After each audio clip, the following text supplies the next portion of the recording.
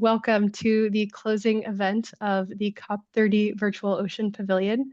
My name is Katie Mitchell. I'm a policy analyst with the Global Ocean Forum, one of the co-organizers of the Virtual Ocean Pavilion, along with Plymouth Marine Laboratory and Ocean Generation. I'll be on hand today for any technical support you may need during the call, so please feel free to reach out to me via the chat if you need assistance.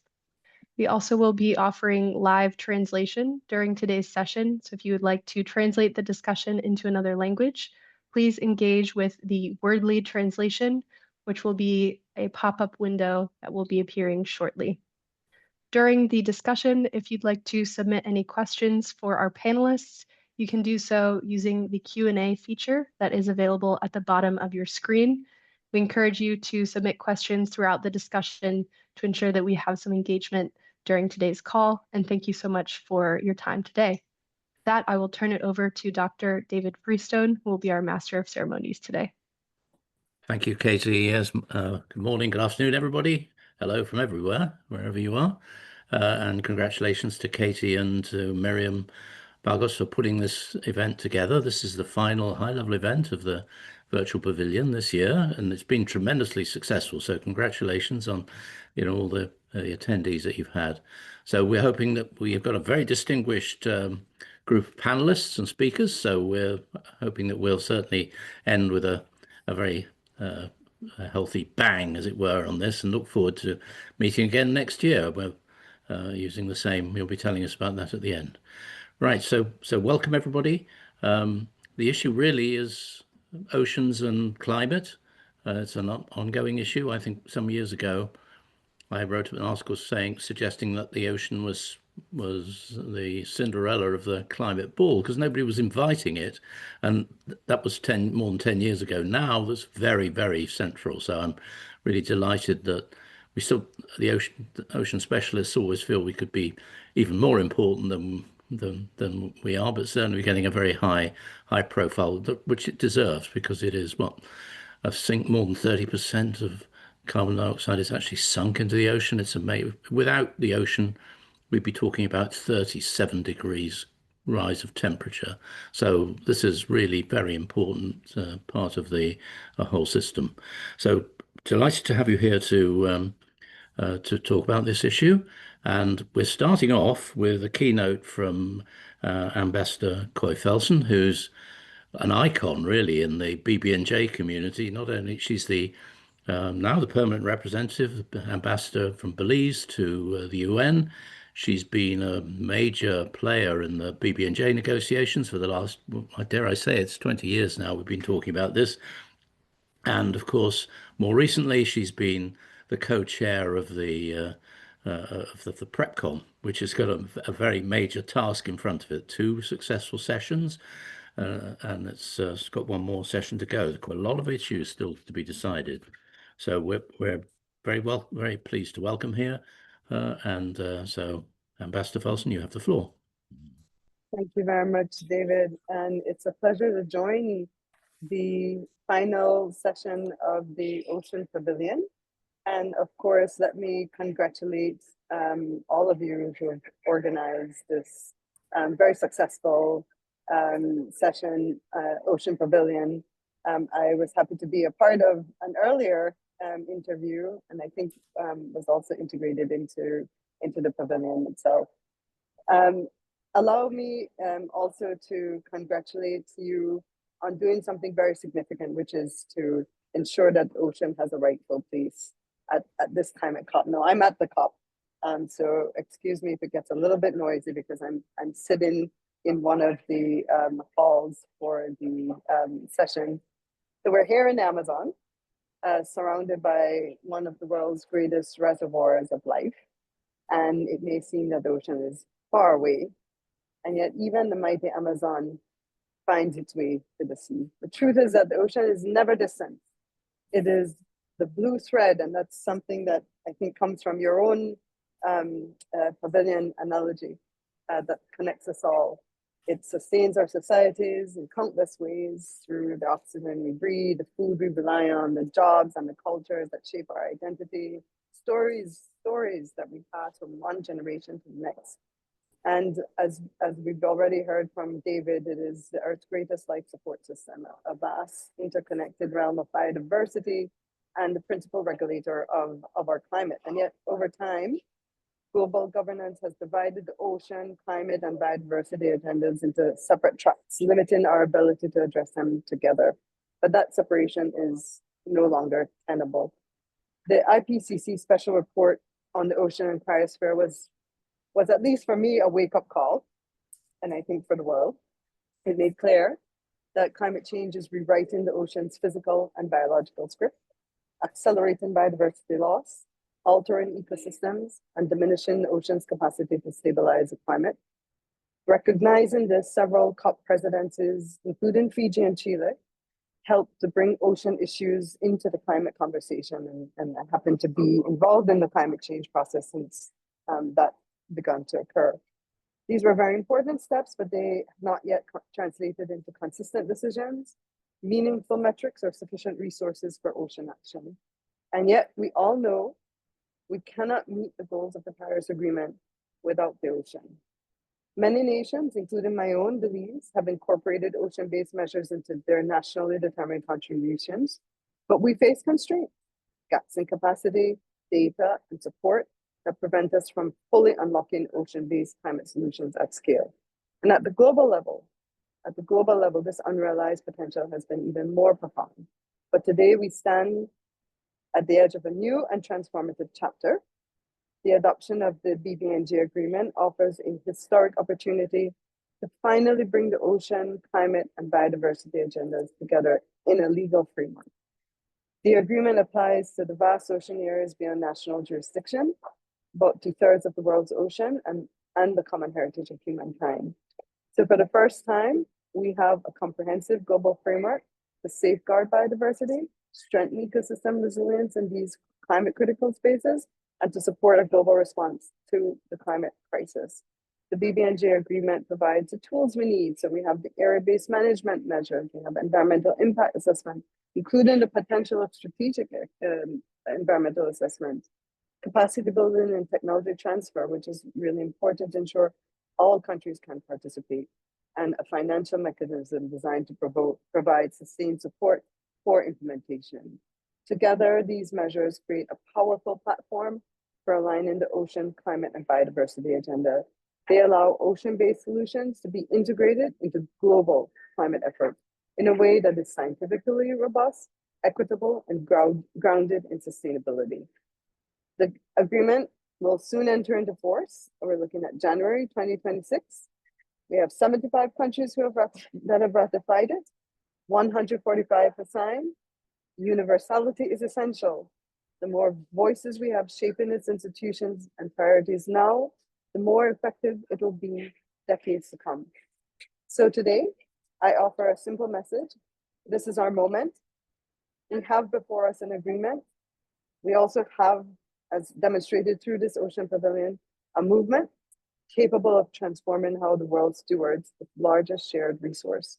We have the chance to strengthen resilience, restore ecosystems, and support communities whose lives and livelihoods depend on a healthy ocean.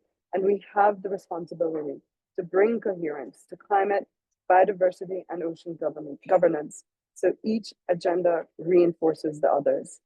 Our planet needs this alignment. Our people need it, and future generations will surely ask what we did when the ocean was calling for help. So we have to answer that call. We have to work together with ambition, with solidarity, and with the courage to chart a new course. And I thank you.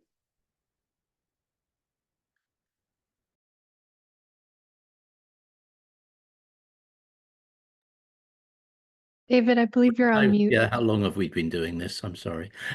So thank you very much indeed. That was wonderful. And I hope you'll be able to, I know you've got to slip away at some point, but I hope you can stay for at least past the next session. So I'm pleased to introduce the next session, which is on the BBNJ Agreement as a climate agreement, prospects and challenges. A very distinguished panel, and I'll introduce each speaker as I invite them to say a few words. I think we allocated 5 or 6 minutes to each of you, but you know we have to have 35 minutes for this, so I'm looking forward to this. So basically, the question is, those of you who've got the program in front of you, there's a long question which Miriam and Katie put together for us. I hope you've read it. It's basically the summarizing it is. What's the significance of BBNJ as a climate agreement? It's not named a climate agreement, it's a biodiversity agreement, but clearly it does have very significant importance for the climate agenda.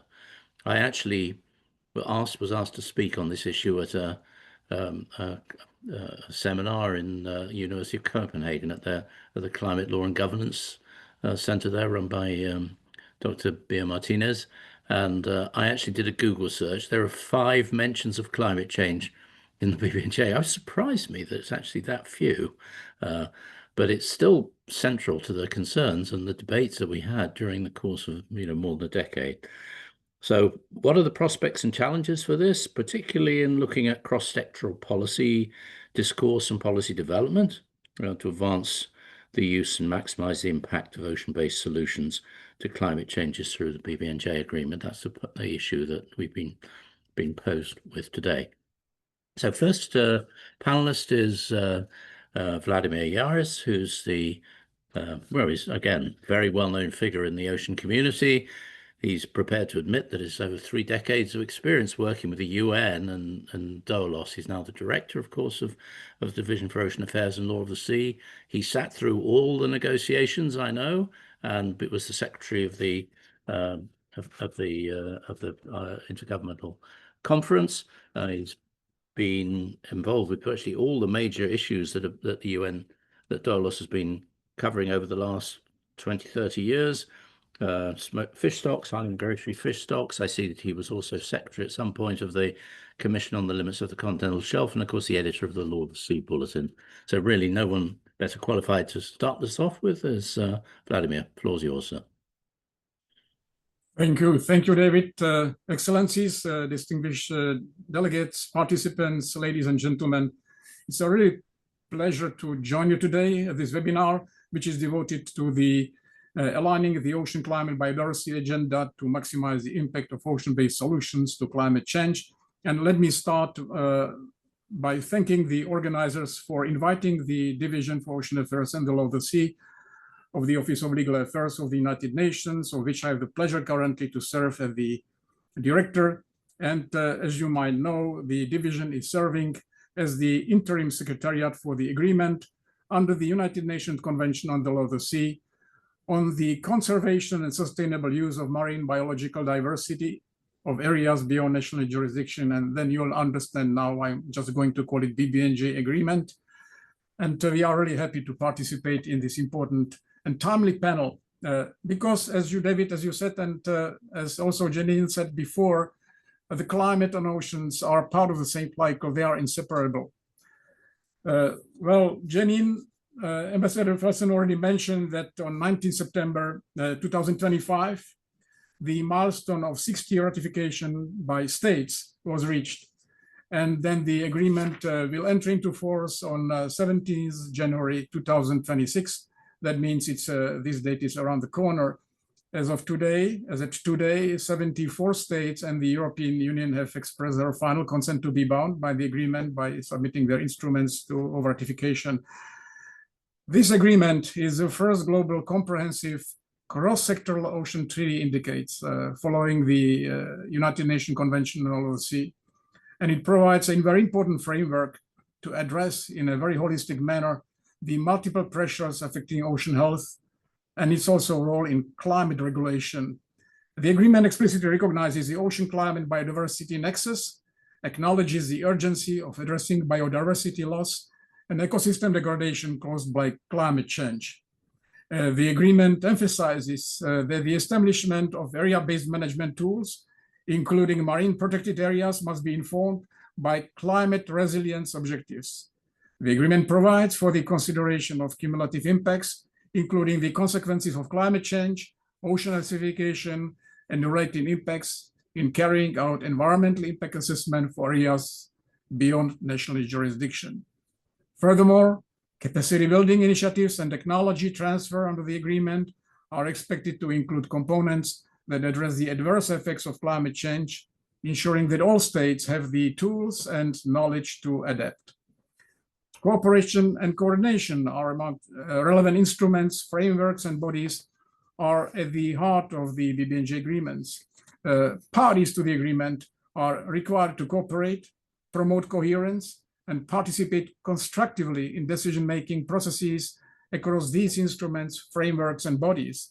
And the preparatory commission that has been established to prepare for the entry into force of the agreement, and of which Ambassador Janine Goy-Felson is one of the co-chairs, will further discuss these issues during the third session, which will take place in New York in March and April 2026. The Conference of the Parties of the Agreement, which is to meet no later than 1 year after following its entry into force, will then establish the necessary mechanisms to support such coordination and cooperation. And consideration of the synergies, the UNFCCC and Paris Agreement in this discussion will definitely ensure alignment between climate and BBNJ frameworks. Furthermore, as part of the financial mechanism under the agreement to assist developing parties in its implementation, the Conference of the Parties may consider the possibility of establishing additional funds to finance rehabilitation and ecological restoration of marine biological diversity of areas beyond national jurisdiction. Let me also note on this occasion that the obligations of state under the Convention, United Nations Convention on the Law of the Sea, of which the BBNJ is an implementing agreement in relation to the impacts of climate change, have recently been considered both by the advisory opinion of the International Court of Justice on the obligation of states in respect of climate change, and by the advisory opinion of the International Tribunal on the Law of the Sea on the request submitted to the tribunal by the Commission of Small Islands States on Climate Change and International Law. In this regard, the tribunal held that anthropogenic greenhouse gas emissions in the atmosphere and excess energy stored in the atmosphere and absorbed by the ocean constitute pollution of the marine environment within the meaning of pollution under the convention. Therefore, states have the obligation to take all necessary measures to prevent, reduce, and control this type of pollution, taking into account the best available science and relevant international rules and standards contained, for example, in the UNFCCC and the Paris Agreement. States parties also have the obligation to take all measures necessary to ensure that pollution from such emissions does not spread beyond the areas where they exercise sovereign rights. And the ICJ reaffirmed the advisory opinion of the tribunal, particularly in respect of the anthropogenic greenhouse gas emissions constituting pollution under the convention, and held that the convention forms part of the most directly relevant applicable law in relation to climate change. This recognition of the convention framework, including the BBNJ agreement, further underlines the linkages highlighted between the law of the sea and climate regimes. Allow me in closing to note that the BBNJ agreement stands as a landmark achievement in international ocean governments, offering a vital framework to address the intertwined challenges of climate change, biodiversity loss, and ocean degradation. Its timely entry into force marks a new chapter in multilateral cooperation, reinforcing the relevance of the convention in the climate context and paving the way for inclusive, science-based, and resilient stewardship of our shared oceans. And we look forward to continued collaboration with all stakeholders in realizing the full potential of this agreement. Thank you. Thank you very much, Vladimir. That's tremendous and great. Thank you for reminding us about the advisory opinions and the importance of the linking of the two regimes. So our next speaker is, again, very distinguished. He's the Assistant Director General of the FAO in New York, and he's the Director of the Fisheries and Agriculture Division there. He's been a visiting professor of agriculture at of the Yellow Sea Fisheries Research Institute. He's also been Deputy Chief Executive Officer and Director of Science at the Plymouth Marine Lab. His other highlights of his career include his the lead editor of the flagship biannual publication, State of World Fisheries and Aquaculture, which we all look to with great importance. In 2010, he was awarded the UNESCO IOC Roger Revelle Medal for his contribution to ocean science. So we're delighted to have you here, Manuel, and the floor is yours. Thank you very much, David. Excellencies and colleagues, thank you for this invitation. I am in Rome today. I'm not in Brazil. I think it's only the second COP that I have missed on the last 20 years, but it's a pleasure to be able to connect at least virtually for this closing event. The effective management of fisheries is an absolute necessity to ensure healthy ocean ecosystems, to conserve biodiversity, and to safeguard food security and nutrition. It also holds tremendous potential for addressing the interconnected crisis of climate change and biodiversity loss, as we've just heard. The BBNJ Agreement is a historic step in global ocean governance. Even though it does not address fisheries or climate change explicitly, it offers a framework to strengthen the resilience of ocean ecosystems in the face of climate change and represents a critical opportunity for cross-sectoral cooperation on conservation and sustainable use. In this context, I would like to highlight first that a focus on endangered species or protected spaces only is not enough. FAO supports a full ecosystem approach that promotes sustainable use, conservation, and resilience of ecosystems. We need proven solutions that deliver lasting climate resilience and biodiversity gains while supporting communities, industries, and societies. Second, fragmented legal frameworks have left biodiversity in areas beyond national jurisdiction vulnerable to multiple and growing threats, including climate change, but also plastic pollution, oil spills, overfishing, habitat destruction, and underwater noise. The BBNJ Agreement is a critical step, although a challenging one, towards addressing these threats collectively. To achieve that, data and assessments are key to drive science-based solutions. Robust data and science will be critical to the implementation of the BBNJ. As the leading intergovernmental organization responsible for global fisheries data collection, analysis, and distributions, FAO, together with national and regional fisheries bodies, plays a pivotal role in providing the necessary information to inform science-driven solutions.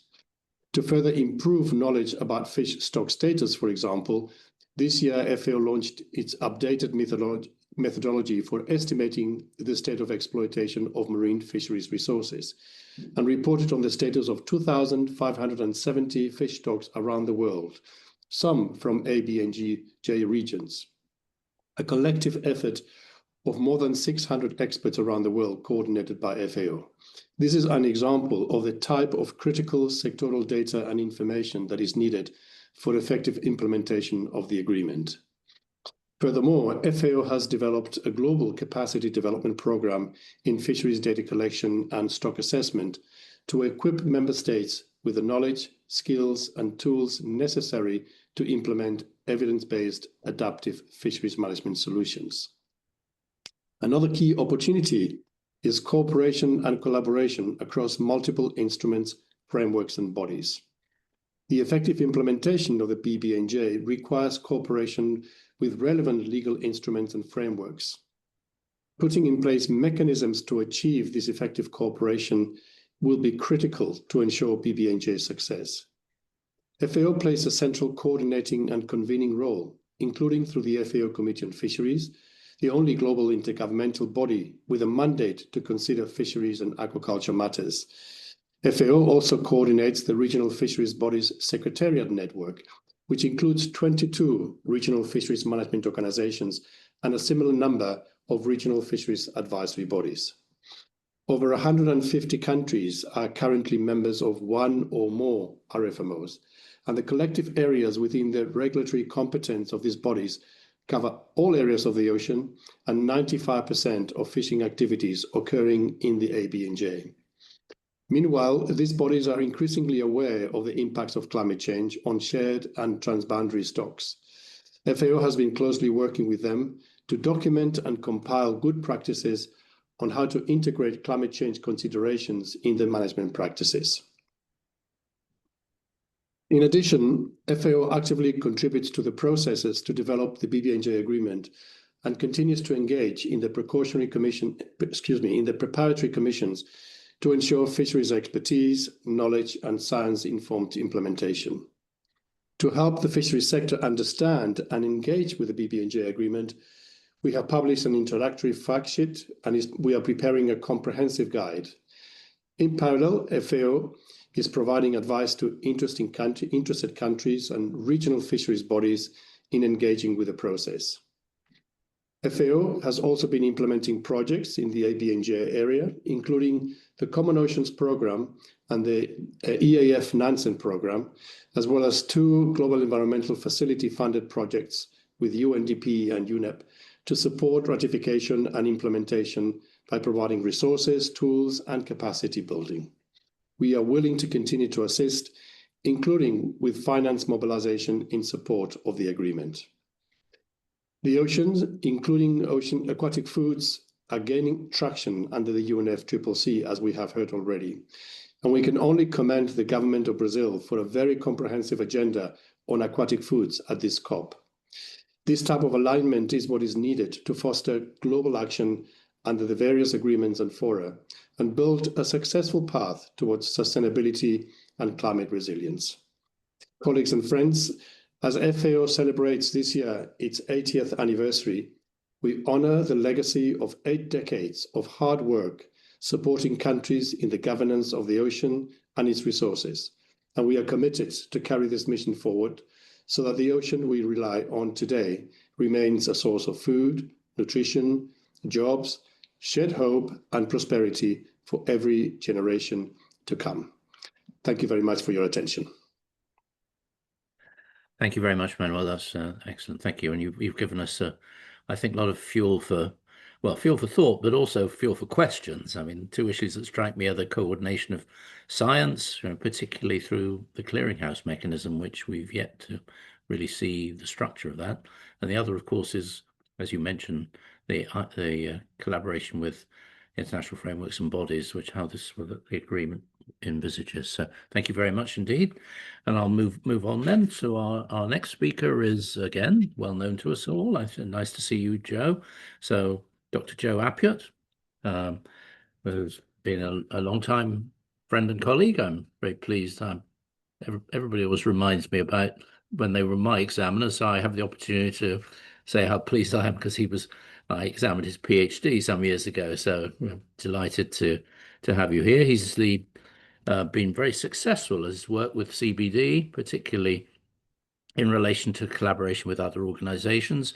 I mean, his unit particularly is working on the EPSA process, which has been the ecologically or biologically significant area designations, or descriptions, I beg your pardon, I should say, which are, a process which is being reborn and revitalized, and which has been, an inspiration for some of the indicative criteria which the BBNJ Agreement uses in its annex as well. So, Joe, the floor is yours. Thank you so much, David. Thank you for that very, very kind introduction. Indeed, whenever I'm speaking in the same event as you, I still feel a little bit like you're examining me from our past days, but really pleased to be here on such an esteemed panel. In fact, I'm sitting in for our Executive Secretary, the Executive Secretary of the Convention on Biological Diversity, Ms. Astrid Schumacher. As you can imagine, she's quite busy in the COP30 negotiations. But I'm pleased to be a part of this panel on issues that my team and I work quite intensely on. I'd also just like to sort of give a thanks to the Global Ocean Forum and all the collaborators and co-conveners of the Virtual Ocean Pavilion. For those of you that don't know, actually, I started my career in this field as a staff of the Global Ocean Forum, and actually was a part of helping to co-organize the very first Oceans Day at UNFCCC back in 2009, and really pleased to see how these kinds of multi-stakeholder ocean and climate events in the context of the UNFCCC COPs have taken on an even bigger life as time has went on, for a very good reason. Now, speaking from the perspective and the side of the CBD and biodiversity, climate change and linkages across biodiversity and climate change have always been a critical part of the discussions and negotiations and the technical work under the CBD. We've had standing items on climate change and biodiversity on pretty much almost every one of our Conference of the Parties, at least in recent history.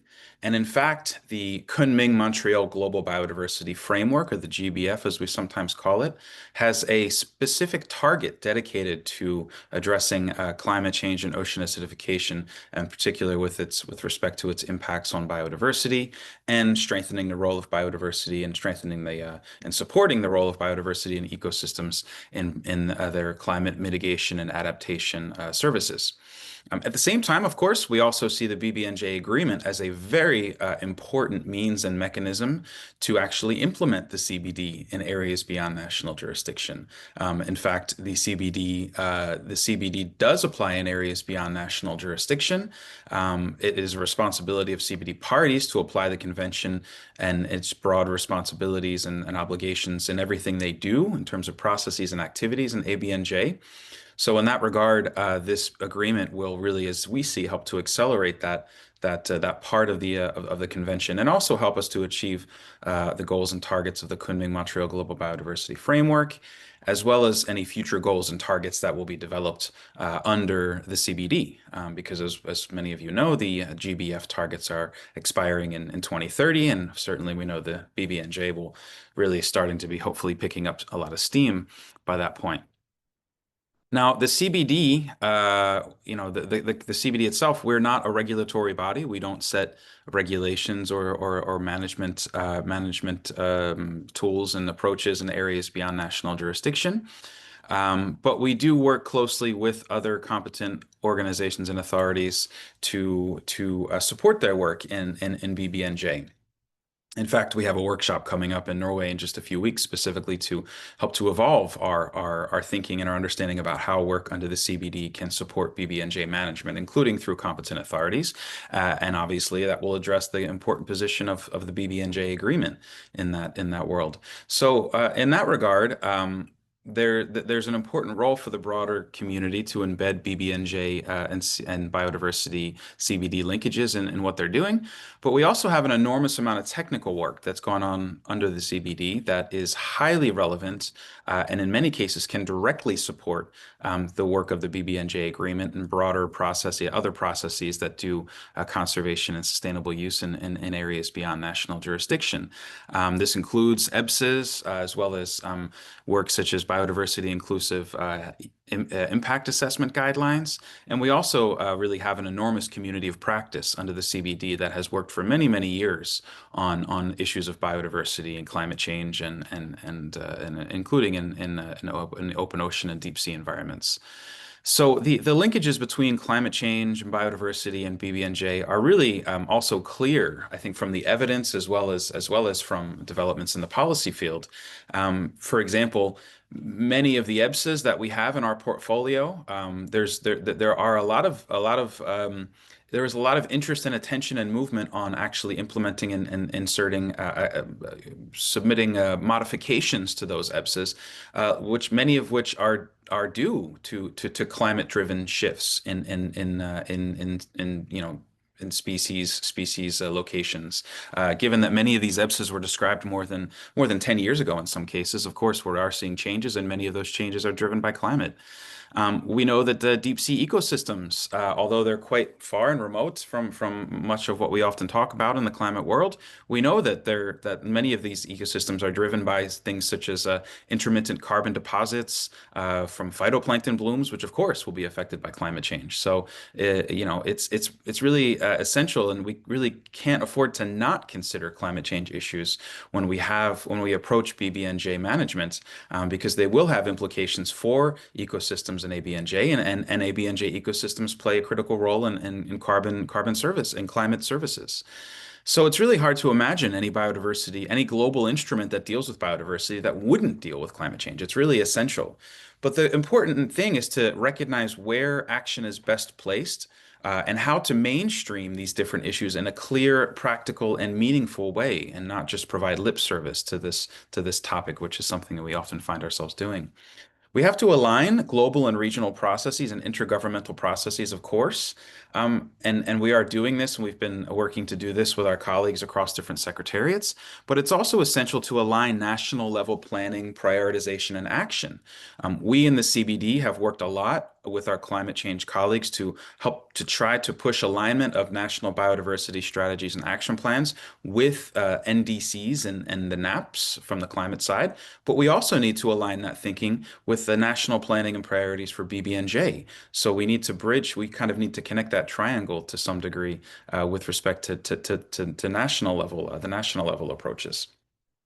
So really, the alignment across multiple levels is essential. We need to recognize what's possible across different mandates and identify which body is best placed to act on certain issues in the context of a holistic understanding of this topic overall. And the BBNJ agreement really gives us a great opportunity to embed a more holistic approach to biodiversity planning and management in ABNJ, which necessarily needs to include climate change considerations. So thank you very much.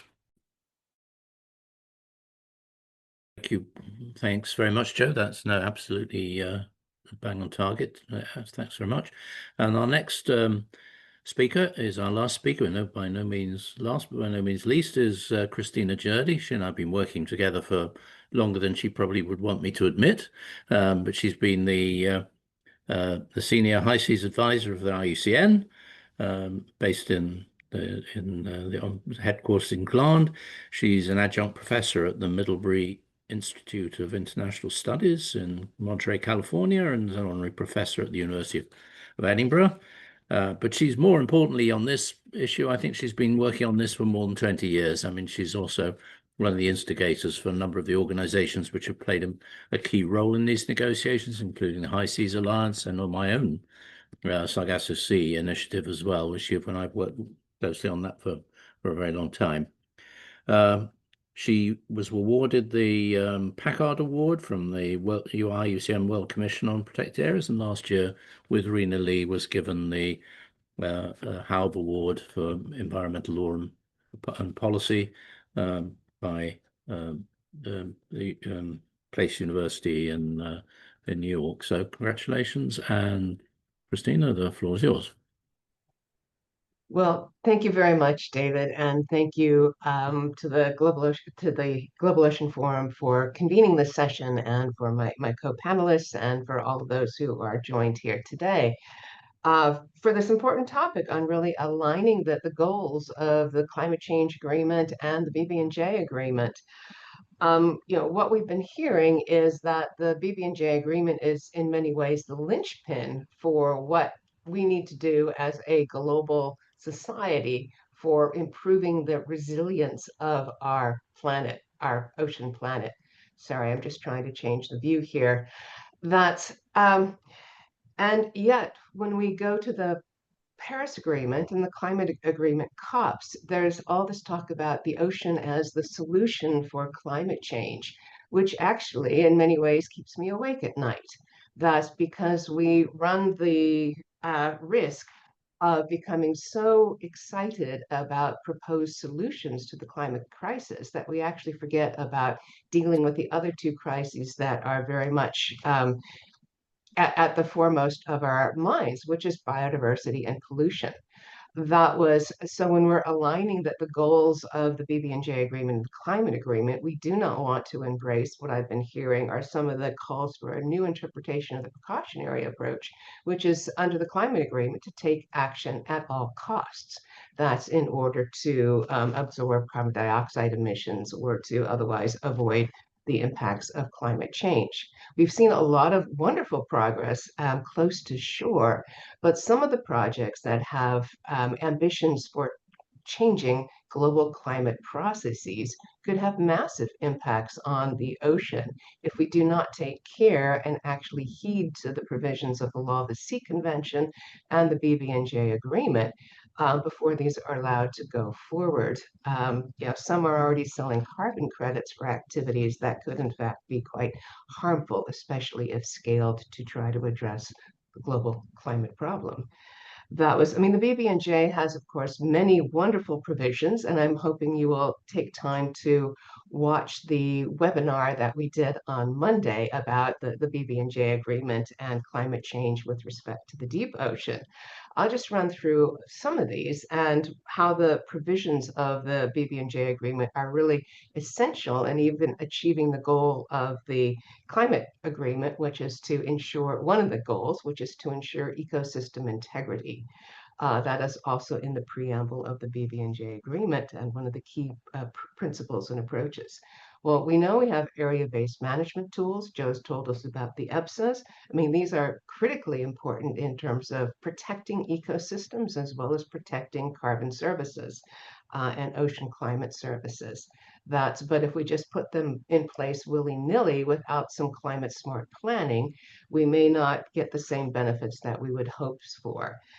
So as my colleague Anna Metaxas talked about on Monday, we have new approaches to systematic conservation planning that do incorporate climate smart adaptation and new science that is able to sort of predict and where climate change is going to have the hardest impacts and to also build ecosystem resilience at the same time.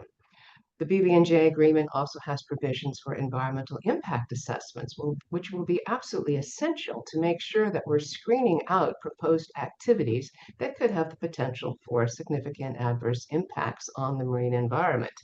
This is consistent with both the Law of the Sea Convention and the BBNJ agreement and international law itself.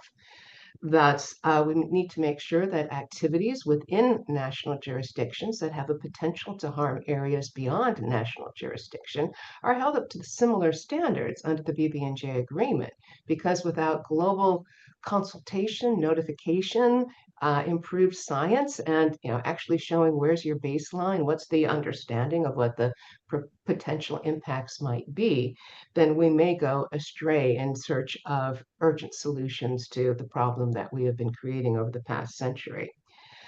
One of the tools that I'm quite excited about in the BBNJ agreement that presents an opportunity to sort of integrate across multiple sectors and sciences is the strategic environmental assessment.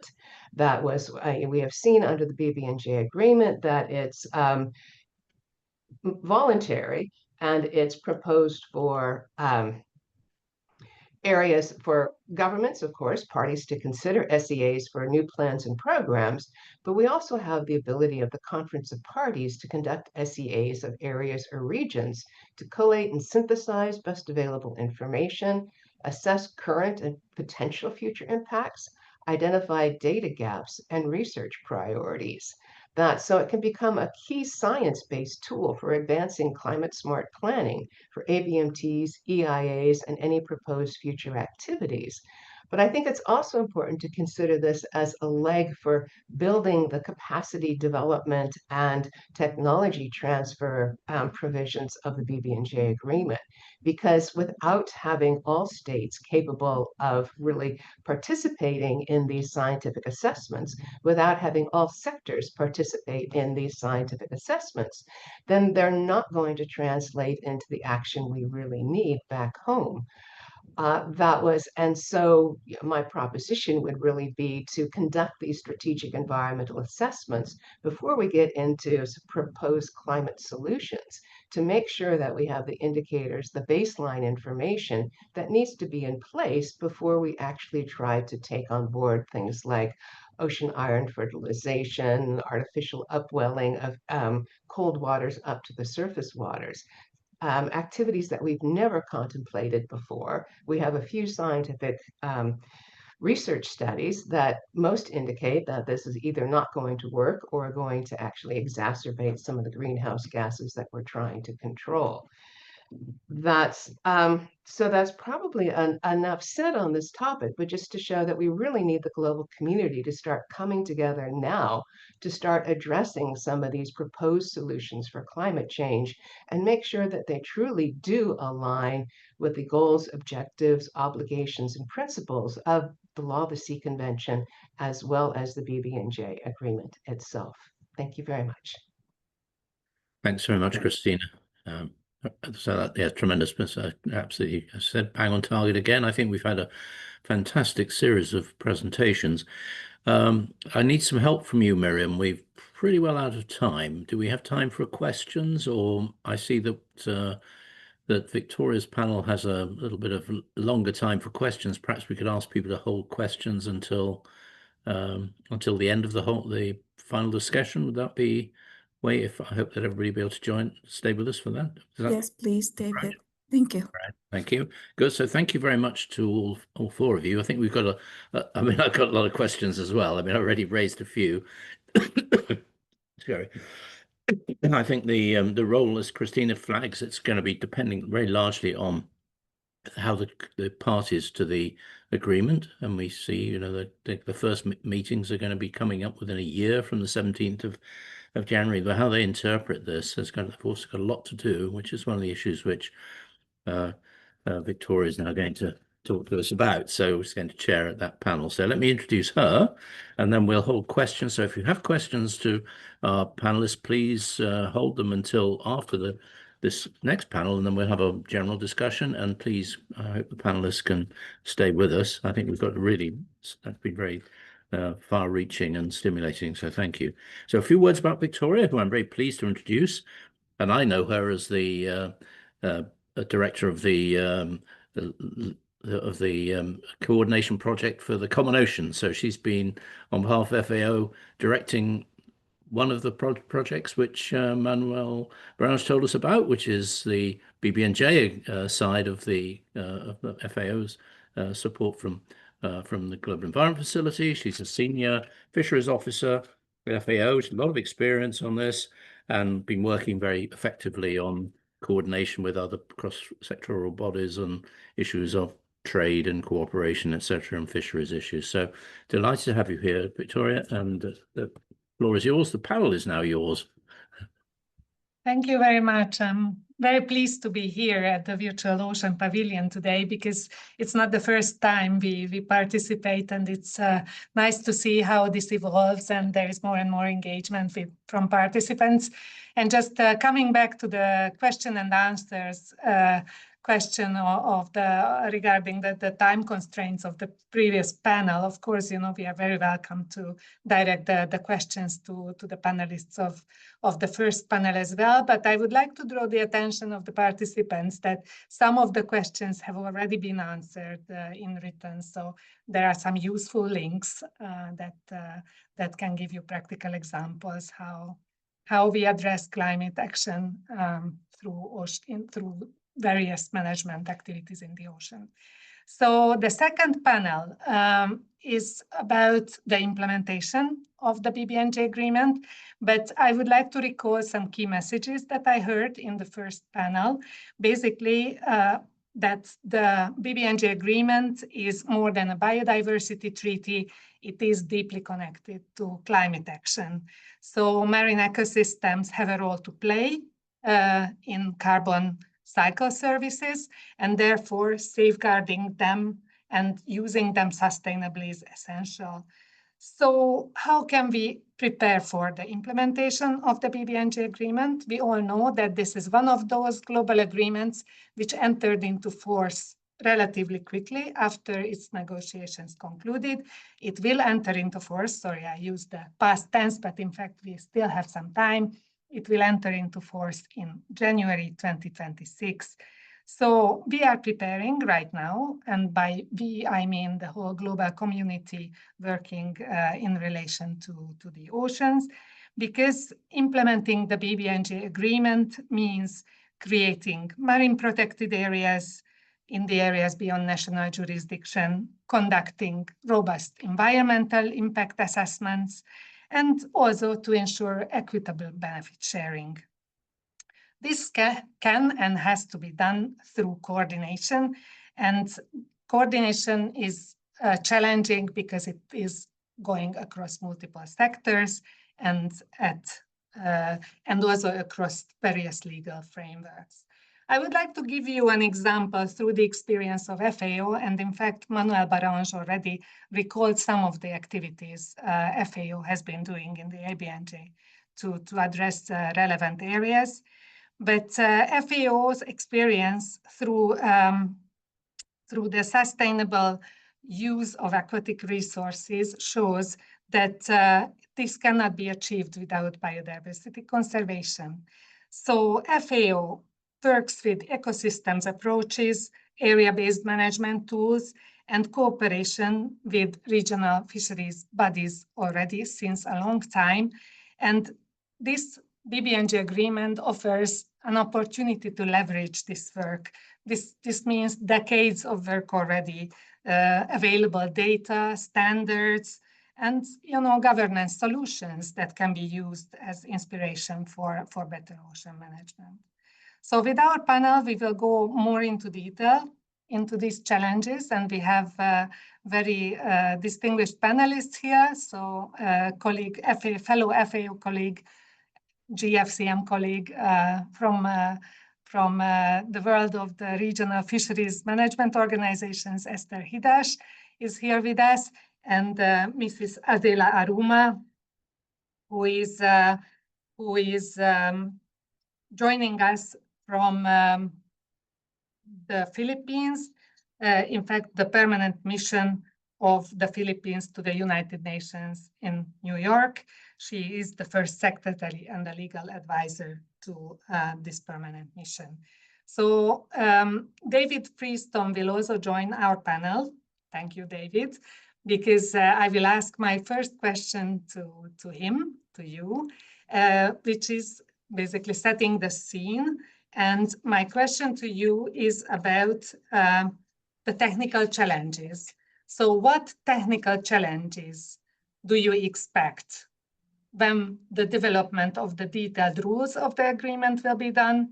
And how do you see the establishment of the subsidiary bodies?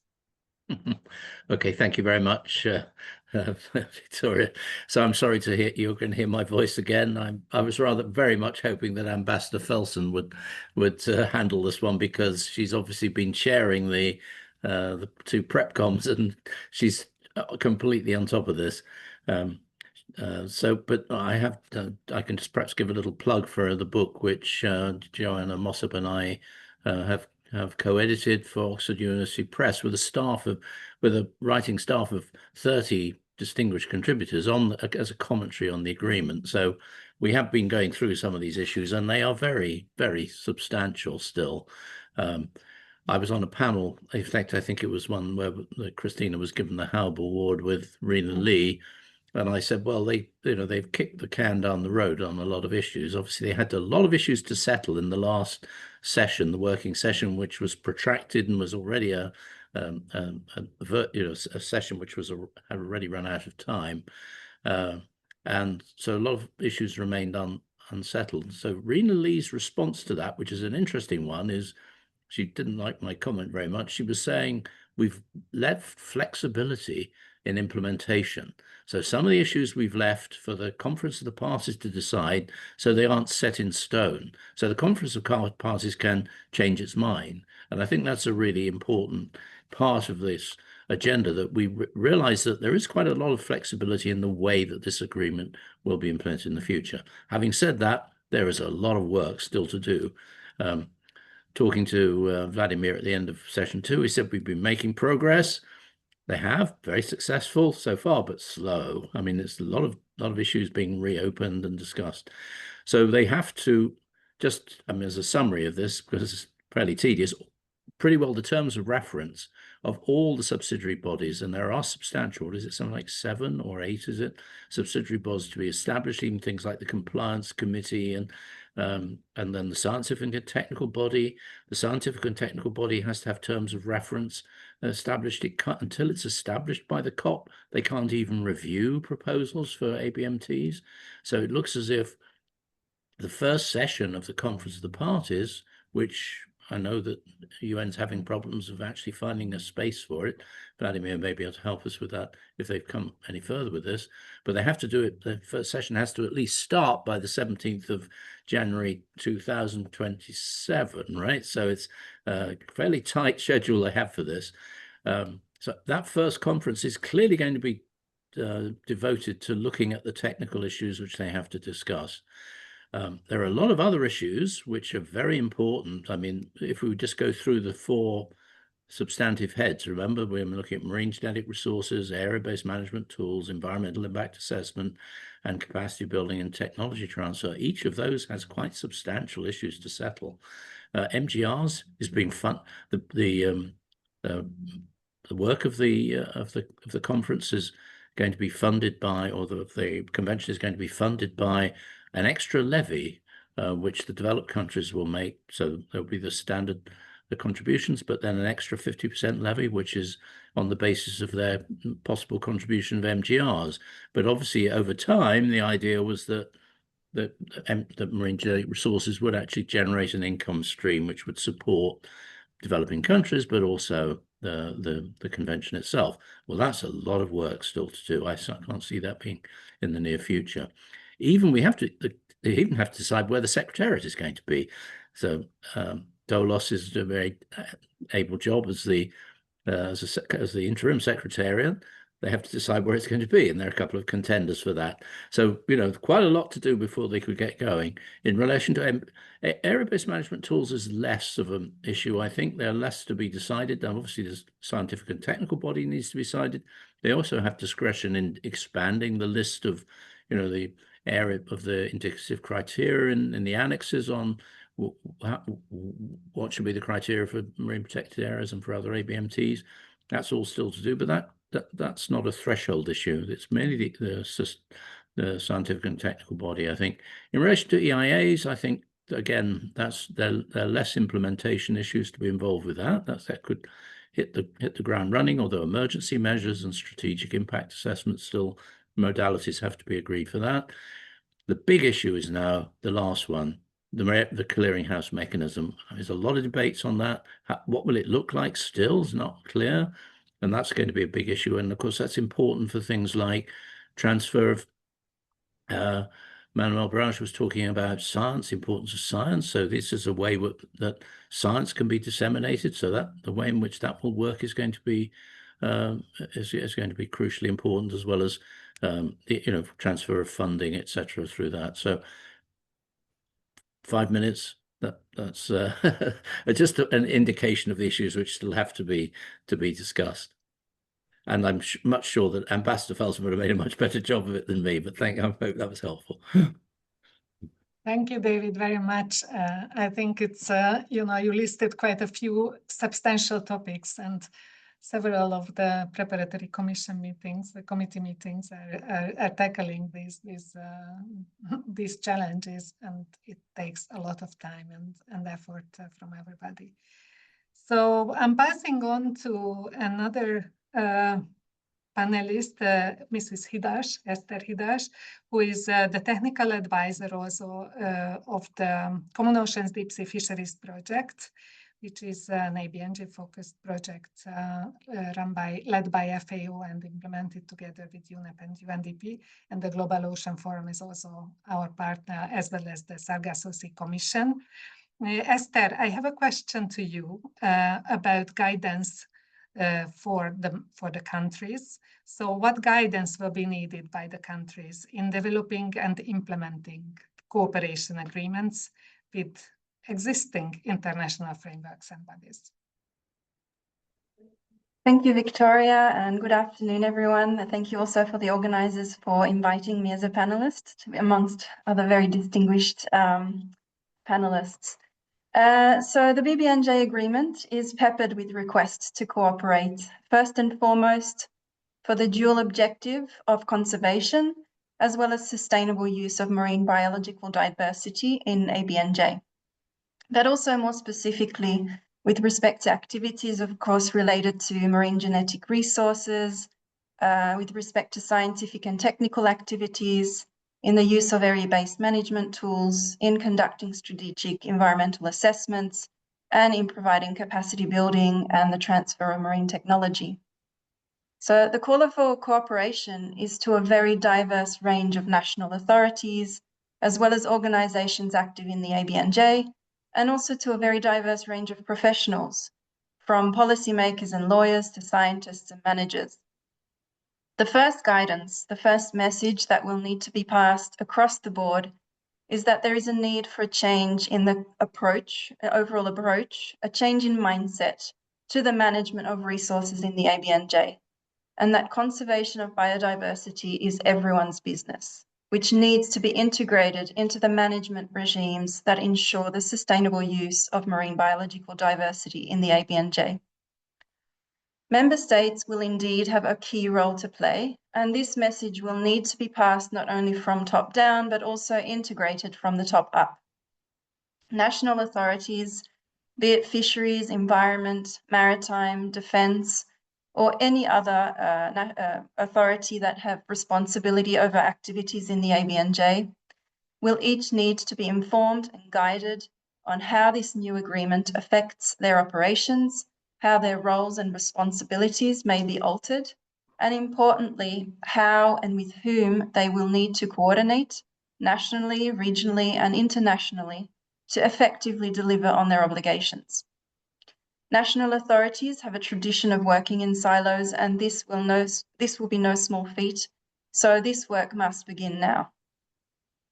Similarly, intergovernmental organisations, such as, for example, regional fisheries management organisations that manage ABNJ fisheries, will need to prepare themselves for engaging efficiently and proactively with the BBNJ Agreement.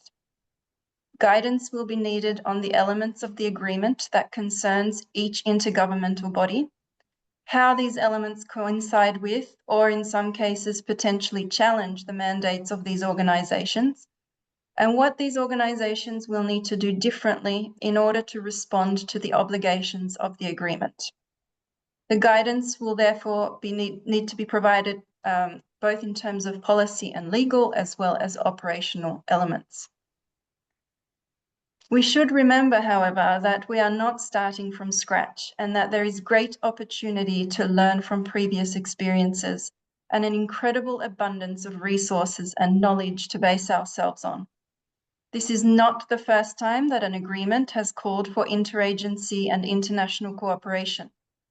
FAO's 2009 Agreement on Port State Measures, for example, calls for cooperation on monitoring, control and surveillance to combat illegal, unreported and unregulated fishing, and much work and multiple published guidelines are already available, which could serve as a good starting point to produce guidance on developing and implementing cooperation arrangements for the BBNJ Agreement. Equally, incorporating climate change aspects into such guidance could be greatly facilitated by existing publications on climate change adaptation, including FAO's publication on adaptive management of fisheries in response to climate change. Importantly, we also have the interest of large donors, including the Global Environmental Facility, which have already provided millions to expedite preparedness for the eventual implementation of the BBNJ Agreement. The Common Oceans Programme and its five child projects, funded by GEF, and focused on tuna and deep sea fisheries, the Sargasso Sea and cross-sectoral cooperation in the Pacific, brings together over 65 partners from governments, intergovernmental and non-governmental organisations, academic institutions, and the private sector to address challenges and develop actionable solutions for the sustainable use and management of living resources and strengthen biodiversity conservation in ABNJ. This program has provided an incredible opportunity for piloting cooperation modalities and mechanisms for integrated ocean governance and scientific collaboration in the ABNJ, and we should absolutely maximise benefits from the resulting knowledge and resources produced. To close, the BBNJ Agreement must be seen as an opportunity for positive outcomes for both conservation and sustainable exploitation of marine resources. And although there will be a need to produce an array of clear and target-specific guidance for the development and implementation of cooperative arrangements, this exercise should be very much facilitated by the availability of already existing knowledge and resources and an abundance of interest groups and expertise ready to support the cause. Thank you. Thank you, Esther, for this insight. I think your call for using the existing knowledge is a very important one. and also the practical solutions that are being tested through pilot exercises such as the ones done through projects, be it the Common Oceans or other projects, is extremely useful for developing these new collaboration models. Mrs. Arunpak, I would like to ask you the next question. I do not see you on the screen, but I hope everything is all right with the connection. Nice to see you. So my question to you is about the perspectives on the way forward in addressing limited technical and financial capacity of some countries, particularly small island developing states, and what needs there are there for practical operational guidance for concepts like digital sequence information on marine genetic resources or strategic environmental assessments. Thank you so much. I hope you can hear me clearly. And I also want to thank the organizers for this important closing event. We're honored to participate. I want to focus on responding to the question and focusing on the decisive issue for the future of the BBNJ agreement, which is how do we close the persistent technical and financial capacity gaps that limit meaningful participation by many developing states, especially small island developing states, and how we could translate the complex concepts that you've mentioned, including, of course, digital sequence information, strategic environmental assessment, into practical operational tools.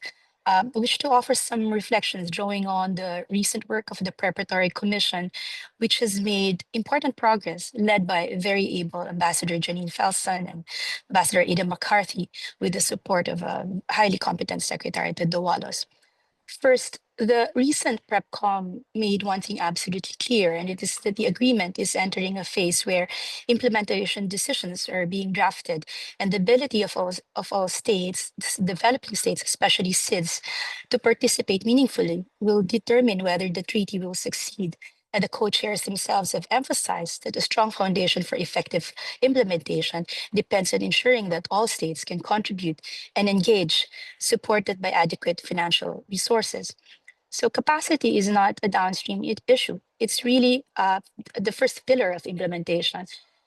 Many developing states, particularly SIDS, face persistent shortages of personnel, institutional frameworks, infrastructure, and financing. Without targeted support, requirements for DSI, MGR notifications, strategic environmental assessments, reporting obligations, and potential engagement with MPAs in areas beyond national jurisdiction will remain inaccessible to those with the least resources. So capacity is certainly not a peripheral matter, and the treaty anticipates this. It embeds capacity building and the transfer of marine technology as core commitments, and these are not optional add-ons. And importantly, it links them to predictable financial support through the special fund and the future monetary benefits under the MGR and the DSI system. For many developing states, including SIDS, this architecture is essential to enable participation. But to truly make a difference, the capacity must be tailored long-term and directly tied to the implementation needs. What countries need are practical skills, such as how do you tag and track DSI? How do you prepare the strategic environmental assessment scoping reports for activities in areas beyond national jurisdiction? How do we submit MGR notifications to the clearinghouse mechanism? These are practical questions: how to access and interpret and use satellite-based monitoring tools, and how do we participate effectively in the subsidiary bodies like the scientific and technical body, as well as the COP negotiations. We have the first COP coming up. These are real bottlenecks, and they will shape the design of the BBNJ. They must shape the design of the BBNJ's capacity building programs. On the operational guidance, this is where the PrepCom and eventually the scientific and technical body could deliver clarity. Second, the PrepCom's work streams highlight precisely where capacity gaps will become operational bottlenecks. The working group has completed a reading of the terms of reference for developing the clearinghouse mechanism and highlighted the urgent tasks that must be completed by the third session. This is not abstract. The clearinghouse, of course, is the backbone for the DSI tagging, for the MGR notifications and transparency. If developing states and the SIDS cannot use the platform or do not have the capacity, then compliance becomes very difficult. The BBNJ agreement already foresees this, but now we're asking, how can we do this in practice? So there's a lot that rests in the PrepCom, push for the technical groups, the templates, the standardized reporting structures, which are all important for our participation. And the same applies to strategic environmental assessment. Strategic environmental assessment will be new to many states, and even EIAs are unevenly implemented across regions. What we need is practical guidance, model templates that are tailored to areas beyond national jurisdiction, methodologies for cumulative impacts, baseline data sources that are freely available, and clarity on consultation requirements. If done well, strategic environmental assessments can be a powerful instrument for precaution and for transparency, but without accessible operational guidance, this will remain theoretical. So third, and perhaps the most important development from a capacity perspective, is the strong consensus of the PrepCom on the early operationalization of the special fund under the financial mechanism. At the PrepCom, a broad support was identified for prioritizing its establishment. This is critical. The special fund, combined with future monetary benefit sharing from MGRs and DSI, can provide predictable multi-year financing for developing states and for SIDS to build the scientific, regulatory, and monitoring capacity needed to meet treaty obligations. Relatedly, the draft Memorandum of Understanding with the GEF is advancing, and this signals that the funding will soon be flowing, which is essential for all developing states, especially for SIDS. So finally, I want to note that regional cooperation could be a multiplier of national capacity. And I also want to stress the importance of early ratification and early participation. Being among the pioneer states parties gives countries, notably those with strong leadership in ocean governance, the ability to shape the operational architecture of the agreement, how the scientific and technical body functions, how the clearinghouse mechanism is designed, and how capacity building resources are allocated. In closing, I would say that the BBNJ agreement is at its heart an equity instrument, and if it will succeed only if all states are equipped to participate fully in its implementation. Thank you so much. Thank you very much, and thank you also for the closing words. I think that's an extremely important message. And indeed, the BBNJ agreement offers an excellent opportunity to put that into practice. So Miriam, can you please guide us how to go about the question and answer session? We got a number of questions in the Q&A tab of the event, and our panelists are ready to answer them orally, some of them orally, if that's okay with you. Yes, please, Victoria, as moderator, you can decide, prioritize which questions would be most appropriate to be addressed live, and let the attendees know that some of the questions are already being answered in writing in the Q&A box. Thank you, Victoria. Okay, so we received a question from Adelaide Landrier, Europe Jacques Delors Ocean Center. The question is the following: considering the existing difficulty to properly monitor close to shore marine protected areas, what are the strategies being put forward by countries to monitor, control, and lead surveillance in areas beyond national jurisdiction? And if Professor Barange would be available to answer this question, then the floor is yours. Thank you, Victoria. You refer specifically to the question from Jacques Delors Ocean Center? Yes. Okay.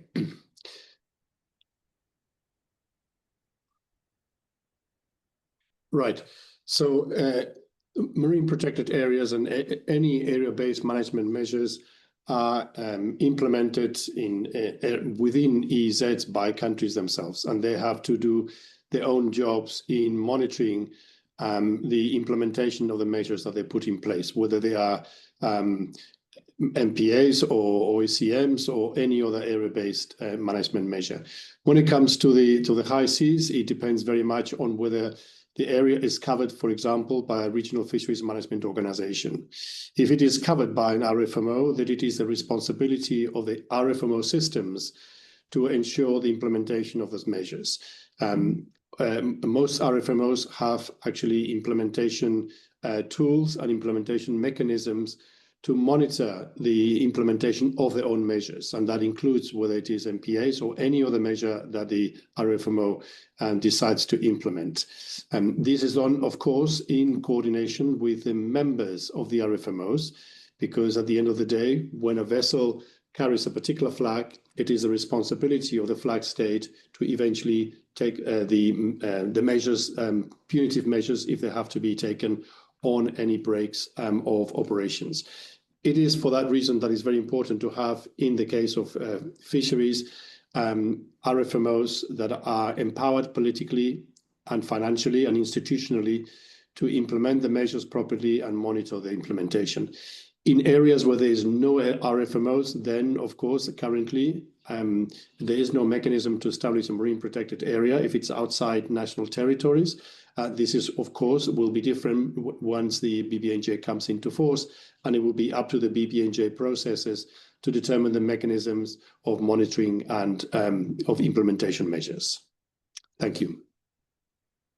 Thank you for your reply. My next question, what I see in the question and answer, is from Chris Vivian Gezam.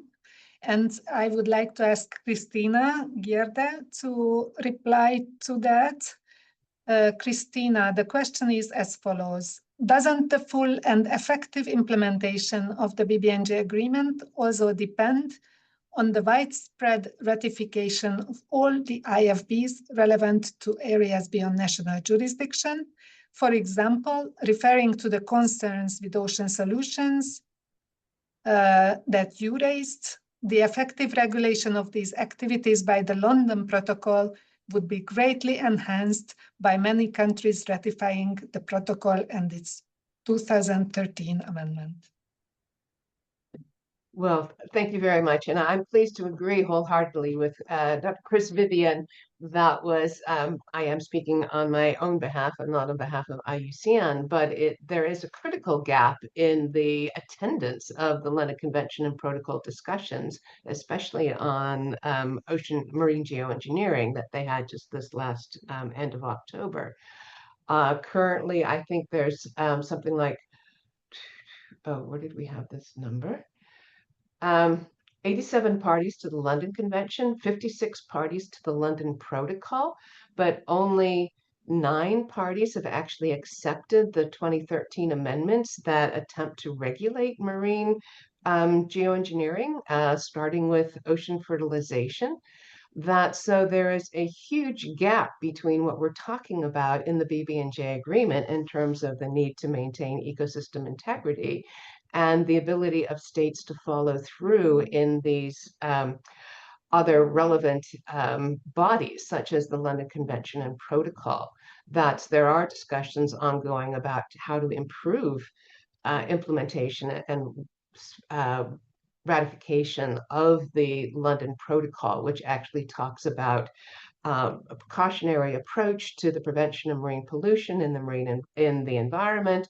It talks about the need to ensure that you are regulating the amendments do. They talk about ensuring that only legitimate scientific research is allowed to go forward with respect to marine geoengineering activities. And these are important, vital safeguards to how this issue is being addressed.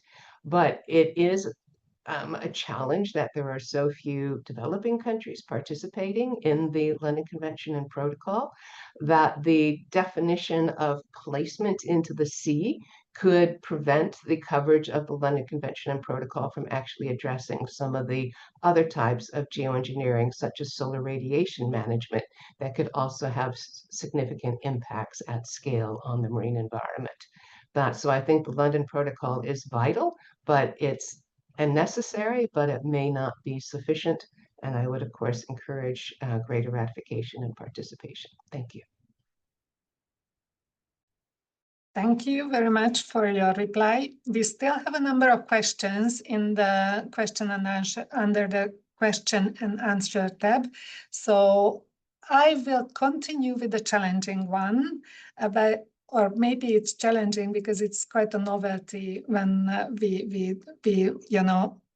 when we start talking about the practicalities of cross-sectoral cooperation. So Esther, can you say something about cooperation across sectors when it comes to involving the future deep sea mining activities?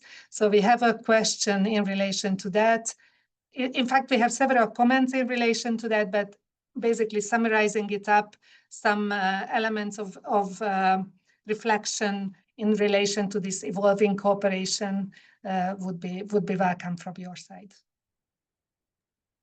Thank you, Victoria, and thank you for the question. Of course, I can only reply from the FAO perspective and do not wish to in any way respond on behalf of ISA, but we had recently a workshop under the Deep Sea Fisheries Project that brought together different sectors to look at how we would approach, for example, a new deep sea mining proposal in the ABNJ. And this workshop brought together the ISA together with members from the, let's say, conservation community, as well as the RFMOs, the Regional Fisheries Management Organizations. So we addressed different case studies. And I can only say that from the opportunity that we had of sitting together for 3 days in this workshop and exchanging more information about the mandates of the different organizations that were in the room, how they operate, what is the current status of different proposals on the table, how they would respond to these kind of proposals. The overall conclusion was really how valuable it is to sit together in a room and have informal dialogue, and how incredibly valuable it is also to be proactive when it comes to cooperation on management proposals in the ABNJ. So my only response would be that I think the BBNJ agreement here poses an excellent opportunity to induce dialogue and to for all actors in the ABNJ to start reaching out to each other, especially when there are concerns of particular proposals coming on the table that may impact other sectors. This is a really excellent moment to start being proactive and reaching out, for example, if there are concerns on deep sea mining, reaching out to the ISA and being involved in their discussions, in their meetings, wherever possible, to preempt any action and to start dialogue well in advance. Thank you. Thank you, Esther, for showcasing us your experience. And I see Vladimir's hand. Yes, so, if you allow me, Victoria, to jump in. Yes, of course. Actually, member states, together with the representative of the International Seabed Authority, have already started looking into that potential cooperation. Of course, the modalities of cooperation with all frameworks, institutions, and bodies will be discussed in the context of the third PrepCom and in the context of the Conference of the Parties. But on the 5th of November, there was a very important seminar held at the hosted by the Permanent Mission of Singapore to the United Nations, with the presence of the representatives of the International Seabed Authority, including the Madam Secretary General Leticia Carvalho and her staff, with the presence of Ambassador Janine Koy-Felsen. And the discussion, I'm not sure whether the outcome of this it's available. I'm just going to check on the website of the Permanent Mission of Singapore, but I also can check whether there is a potential information material circulated somewhere. So I'll share it through the chat to this or through the Global Ocean Forum for the benefits of the participants. But it was a very interesting seminar, which with a number of meaningful contributions by states and ISA, as well as the co-chairs of the preparatory commission. In addition, of course, we have a cooperation mechanism among the secretariats. This is UN Oceans, for which we act as the legal counsel, acts together with our division as the focal point. So there is indeed a cross-sectoral mechanism among the secretariat of the all UN agencies and the international seabed authorities, which fosters and has BBNJ issues on the program of regular meetings on the agenda. So this is another way of how we cooperate. Thank you. Thank you very much for this information. My next question is to David, and this question comes from Sharma Chandrasekhara. So, if the BBNJ agreement is climate silent, there are a few mentions only, do we risk legal challenges every time when we implement a conservation project in the high seas? How do we address this in the BBNJ implementation phase so that climate concerns in the high seas are legally addressed? Okay, thank you. Thanks for the question. I tried to shift it to Vladimir. He may have some comments on this, but he already he already helped us with this with relation to the ITLOS and ICJ opinion, I think. So good question. I don't think it's fair to say that it's silent. I mean, I did make the point that I was surprised how few mentions there are. There are 5, but they're quite crucial ones. So, for example, one of the principles is Principle 7H, so an approach that builds ecosystem resilience, including to adverse effects of climate change and ocean acidification, and also maintains and restores ecosystem integrity, including the carbon cycling services that underpin the role of the ocean in climate. So that's a pretty major, as a lawyer, I have to say that doesn't read to me like a principle. I mean, but that's more of a jurisprudential issue, but it's a pretty important policy statement. So I don't think we have to worry that it's offside. And of course, the agreement itself gives conference of the parties under the ABN Part 2, the ABMT MPA proposals, Part 3, isn't it?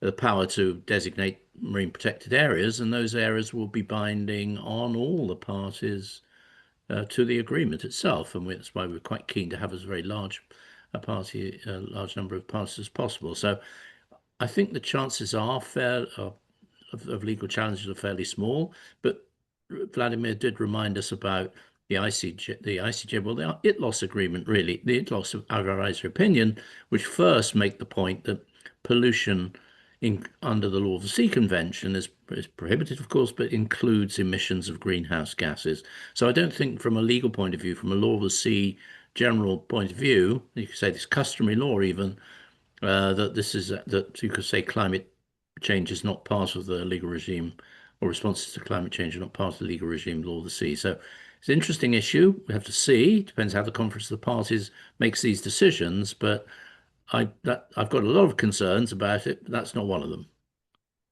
Thanks for the question. Vladimir, Mr. Yares, please. Well, as you know, and as the title of this webinar rightly suggests, this interaction, and I have also stated that this is a very important issue about the interaction of the ocean processes, and irrespective of what's in the agreement, there'll need to be definitely a close relationship between all these processes under the agreement. The agreement, of course, it's not designed to deal with climate issues per se. It focuses on the sustainable conservation, sustainable use of biodiversity of areas beyond national jurisdiction. But inevitably, these issues are going to come up. As you know, the preamble of the convention United Nations Convention of the Sea states that all the problems of the oceans are interrelated and need to be considered as a whole. And the two opinions of international tribunals and the International Court of Justice have clearly shown that there is a very direct relationship between the climate and the oceans. We know this is scientifically proven. So probably I don't need to repeat what already David has so eloquently highlighted on that question. Thank you.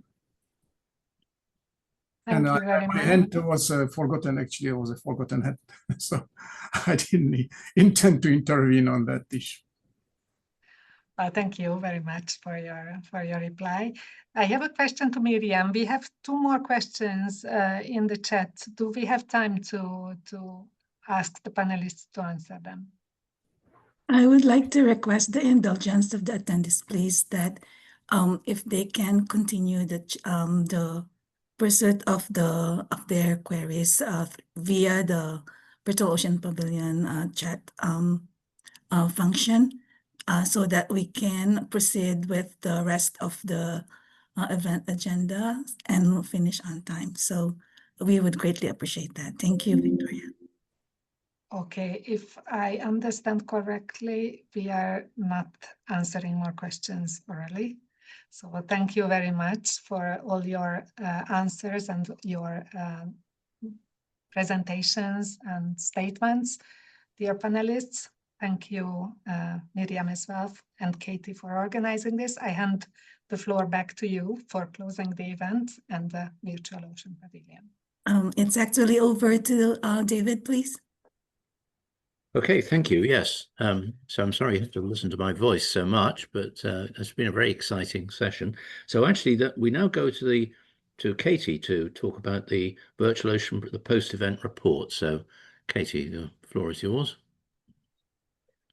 Thank you, David. Just get my slides on the screen here. Can't quite see them yet. Oh, here we are.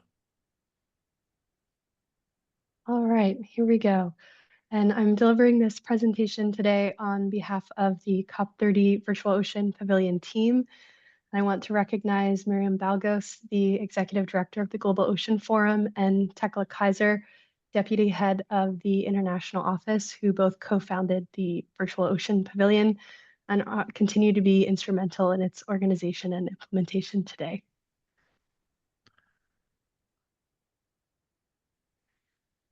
This year, the COP30 Virtual Ocean Pavilion has been recognized by the COP30 presidency for the role the pavilion plays in promoting the COP30 presidency priorities and promoting the COP in general to those that are not able to attend the in-person activities.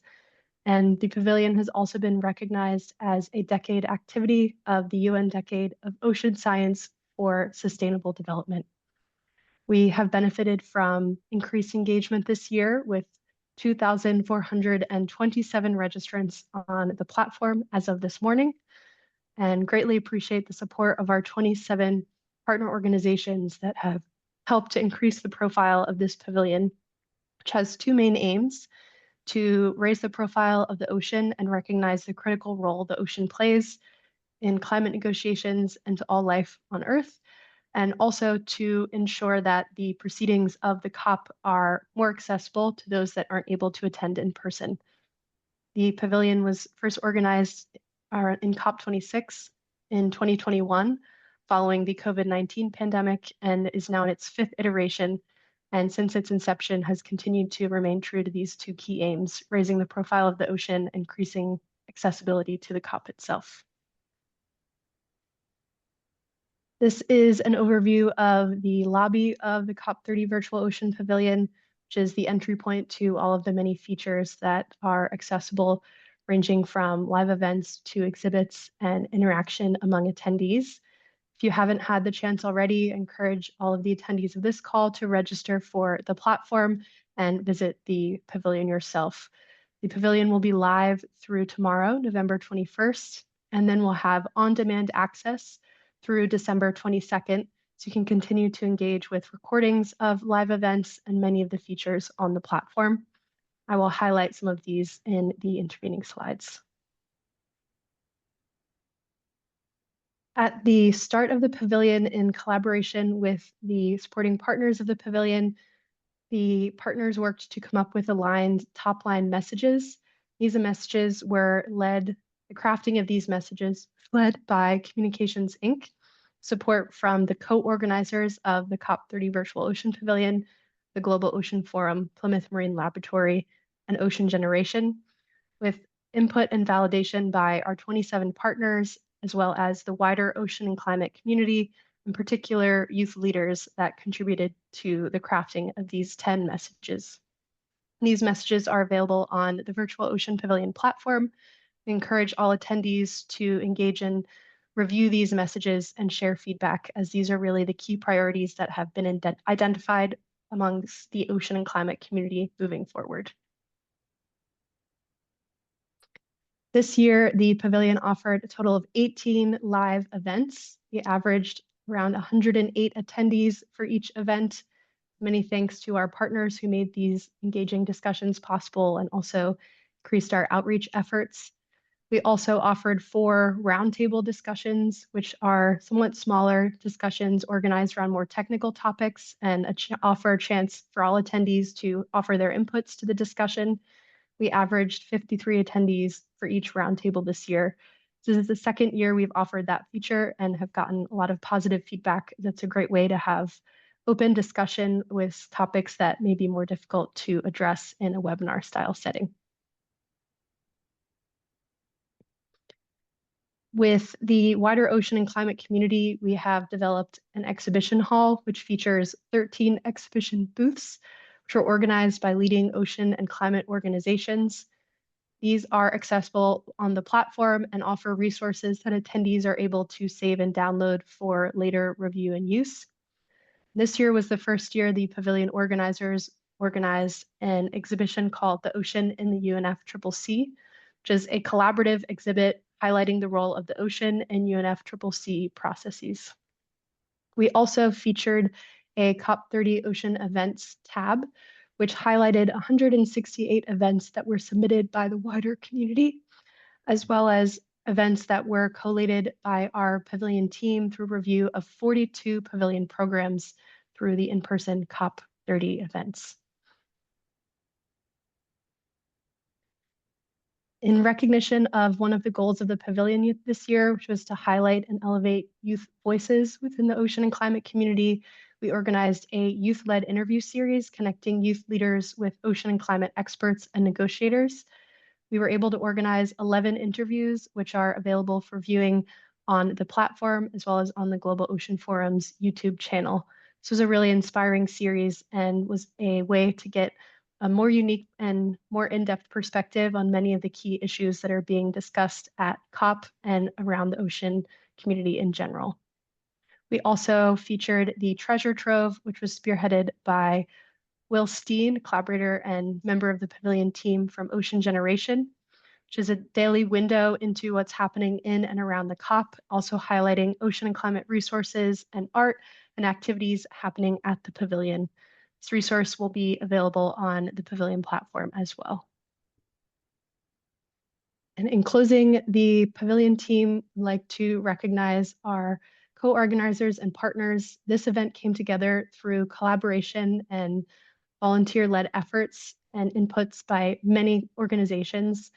Our main partners are recognized on this slide here. I'd like to recognize our lead partners this year, Lloyd's Register and Lloyd's Register Foundation, who were key in supporting the Pavilion and making this happen, and extending our great appreciation to our convening partners and collaborating partners who were also integral in the organization of the Pavilion, its features and events.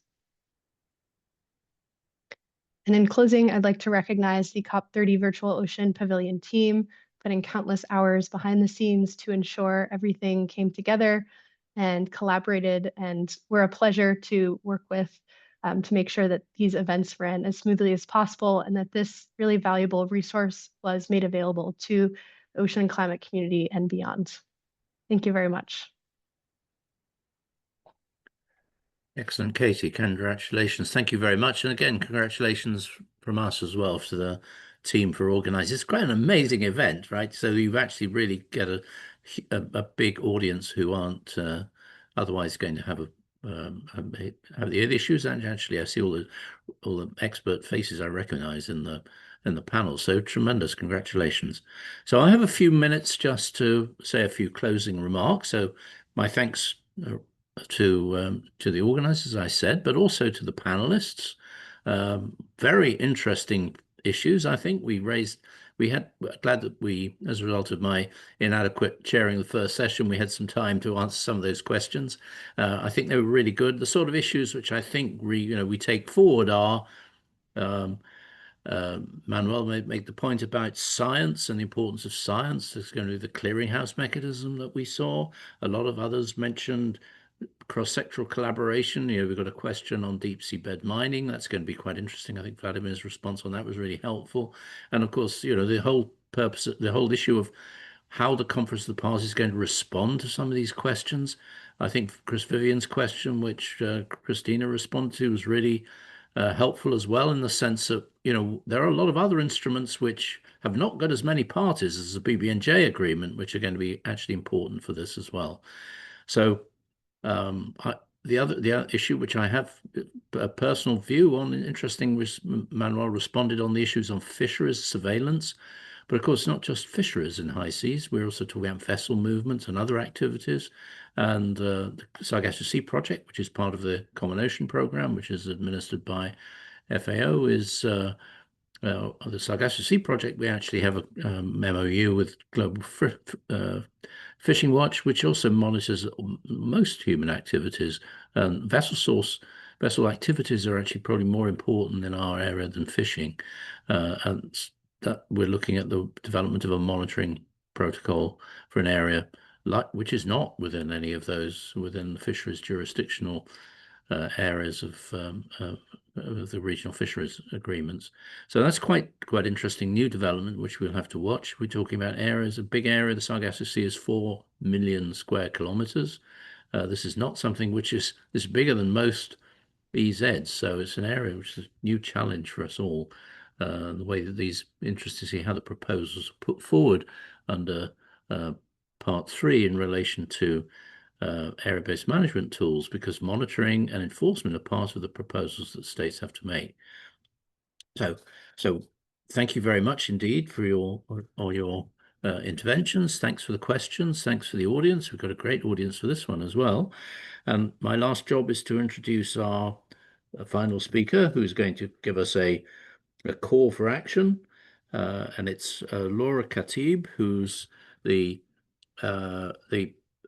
she's the co-founder of the NGO Guardians of the Blue, based in Lebanon. She's co-lead of the Early Career Ocean Professionals Ocean Literacy Task Team, and is on the steering committee of the UNESCO IOC Ocean Literacy with All program. So, Laura, the floor is yours. We look forward to your closing remarks. Thank you. Hello, good afternoon or good evening to all. First of all, thank you very much for the invitation. I'm really honored to speak on behalf of the Early Career Ocean Professionals Program of the UN Ocean Decade, or ECOP program. Many thanks to the Global Ocean Forum for convening this very rich, high-level closing event, which brought up a lot of food for thought while centering the vital thread that ties our ocean, climate, and biodiversity together.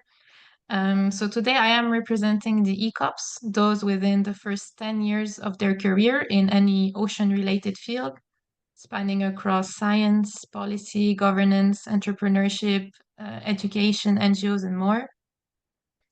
So today, within the ECOP program, we have almost 8,000 members coming from 168 countries, with 60 national or regional nodes and 6 topic-specific task teams. And this network is a platform for resource sharing, cooperation, mutual learning, knowledge exchange, and engagement in the regional and global discussions shaping the future of our ocean. And so, as we have seen from today's discussions and from the report of Katie, the Virtual Ocean Pavilion has really been a crucial and very successful place to put the spotlight on the inseparable link between our climate, biodiversity, and ocean. And it has also given a space for ECOPs and for youth representatives to actively participate in discussions and share their insights in various side events. And for this, we thank you, because ECOPs do not only want to observe these global processes, but to also be active participants. So as we reflect on these conversations and we look ahead to COP31 and beyond, what can we commit to together as a global community working across generations, regions, and disciplines?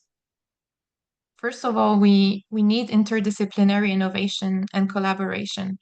We know that solutions lie across disciplines. Without coherence between climate, biodiversity, and ocean frameworks, we are risking siloed solutions which will delay and undermine much needed change. We need capacity building, as it has been said multiple times in today's session. The technical capacity needed to negotiate, implement, and monitor global agreements such as the BBNJ isn't equally available across regions and countries. We need better knowledge transfer and exchange between regions. We need to strengthen regional leadership and collaboration. Strong regional bodies are the key for meaningful representation of local communities' priorities and diverse knowledge systems in global processes. And we need more ECOPs to be integrated in advisory structures, working groups, and national and regional delegations, not only as token observers, but as contributors of ideas, new methodologies, and capacity building. Many ECOPs are already contributing to ocean-based solutions and working at the science policy interface. Their participation will only enrich and sustain global efforts. For global agreements to be truly durable, we need mechanisms which empower the next generation of ocean leaders. We need more knowledge exchange between experienced and early career ocean professionals to build a collective voice and to ensure our generation is part of decision-making processes. ECOPs stand ready to contribute, learn, and co-create through shared dialogues and mentorship. The conversations which have happened in this virtual pavilion have shown how far we have come, but also how much potential there is for meaningful change if we take the right steps.